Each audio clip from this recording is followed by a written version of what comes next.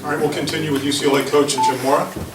Coach, would you care to make an opening statement? Well, I'll just say how excited we are to be here representing the Pac-12 South in this game. And it's been a long journey to get here, and it's not over yet, and we're excited to compete against an outstanding Stanford team again tomorrow night in what should be a very exciting game. So, take questions. Hi, Coach. We're told that this is the first time that teams have ever played the last game of the regular season and then played for a conference championship in the history of college football. Well, at least I hope that's right. If not, it's one of the few times. I'm curious whether you think you had a tougher job this week or Coach Shaw in terms of, in your case, trying to game plan against a team that just beat you convincingly, or Coach Shaw in counseling his team against complacency. Which of you had the tougher job this week, do you think? I think it kind of cancels each other out, quite frankly. I think our jobs are very similar, and that's to get our teams refocused on the game that's to be played tomorrow night. You know, that's the job of the coach, is to get on to the next game, learn from the previous game, apply the lessons, and move forward. So I wouldn't say that it was that there was much difference. I found that wins and losses a lot of times are the same. It's about getting refocused and pointed in the right direction as quickly as you can.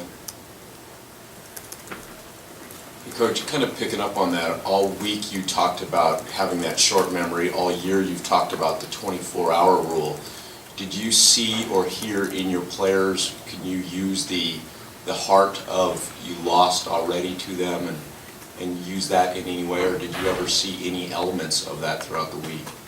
What we did is we had to shorten the 24-hour rule because we were a day short.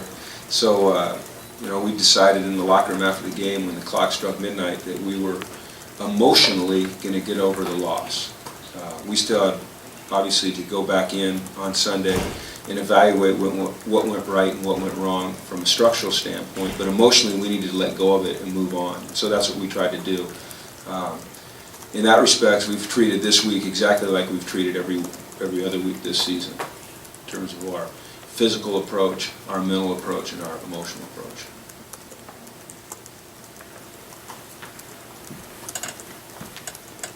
Hey, Coach, how much did today getting here, the travel and the short week affect your plans on what you usually do the day before a game?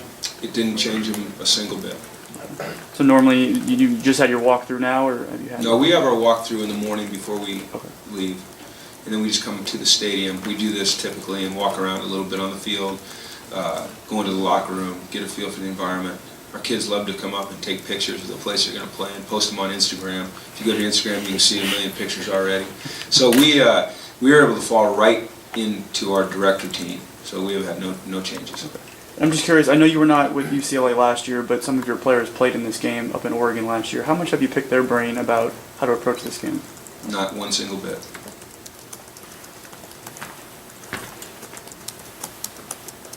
Coach, as much as it was the same, what's very different is for the first time, well, not the first time, it was the same last year, but you're one win away from playing in the Rose Bowl since UCLA's been there since 1999. Did you hear from boosters? Did that come up throughout the campus outside of your program? Interestingly enough, no. You know, you become very isolated during the football season. You know, we get in there pretty early and we leave pretty late, and you know, other than the customary good luck, you know, people saying good luck to you on campus, no, not really. What I think is important for our football team is that we don't focus on what the results of this game bring. And in the case of a win, it means the Rose Bowl. I think what's important is that you focus on this game. And you know, I was fortunate to play in a couple of Rose Bowls, and the Rose Bowls were great experiences, but it was the game that put us in the Rose Bowl that always sticks with you. And so that's the only message that I conveyed to our team regarding the Rose Bowls. Let's keep the focus on this game right here, and the emotions you'll feel if we are lucky enough to get a win will be overwhelming.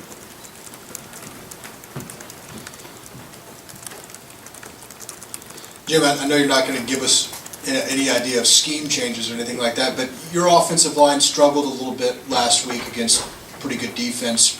what was the kind of the emotional pep talk for them in terms of bucking them up and challenging them to do things differently this time? You know, they've been a pretty resilient group all year, and you know, I think when you give up 7 sacks, that everyone wants to point right to the offensive line, but I think that sacks are a function of all 11. And I've said this week. Certainly, your 5 offensive linemen have to do their job and protect, but receivers have to get open quickly. Your quarterback has to be decisive in his decision making. Your backs that are responsible for protection have to block. So, you know, we didn't lay it all on the offensive line. But all that being said, it's a mature group. It's a young group. We start at 3 freshmen. But, you know, a senior like Jeff Baca, who's a real leader of that group, is able to rally those guys back pretty quickly.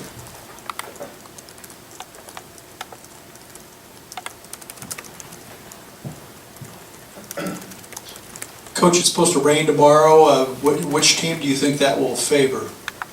It's a great question, and you know, I coached up here at San Francisco, so played a lot of games in this type of weather, and I think it favors the team that executes the best. Okay, you know, I don't think that it has a whole lot of bearing on anything that you do schematically or structurally.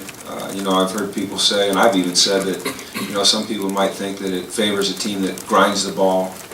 Or I've also been in games where, you know, it favors a team that has athletes that they can get out in space in one-on-one situations. So I think that if you have the mindset as a team and you develop the mindset of a team, that doesn't matter where you play, who you play, what the conditions are, what the circumstances are, you just go out and you execute, and then you have the best chance to be a consistent football team. And so that's our approach regarding anything. You lost your kick return man, what, a couple of weeks ago or a week ago? Yeah, 2 weeks ago. 2 weeks ago. And I was wondering if, what about the rest of the regular players, anybody else who is not going to play or is doubtful for this game? We're in pretty good shape. You know, we got a couple guys that are nicked up, which is pretty typical this time of the year. But no, we got guys. You know, this game's pretty darn important, and so these guys worked really hard all year to get to this point, and there's not a whole lot that's going to keep them off the field. Any further questions? No. Jim, any more of a resolution as far as kick return team, or is that kind of still up in the air at this point? In terms of our returner, Yeah, as returner, sorry. it's not up in the air. We know who it's going to be. Hopefully, there's not a whole lot of kick returns to be had. But you know, that's kind of the objective. But you'll see Devin Fuller back there. You'll see Rosie Davis back there. You'll see, you know, Shaq back there. You'll see Randall Goforth back there. You'll see Kenny Walker back there. You know, you could see any of those guys. That's a pretty vague answer for you right there, isn't it? Is there anybody we won't see? You won't see me back there. All right, anything else? All right, that'll do it. All right, thanks everybody. Have a good night.